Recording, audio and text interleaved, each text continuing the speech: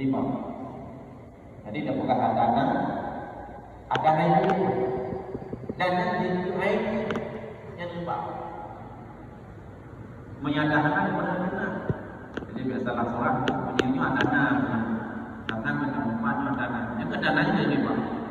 Adana sehingga ada taubat pada riba, taubat pada fitnah lebih berat, taubat pada fitnah. Ini dia muncul dalam bab taubat. Yang kedua, bisa menghilangkan alam wasada. Yang kedua adalah wan namimah. Namimahnya imihau atau buat saja. Lalu kira apa yang namimah mungkin jadi riba ada kata-kata tanda-tandanya kan.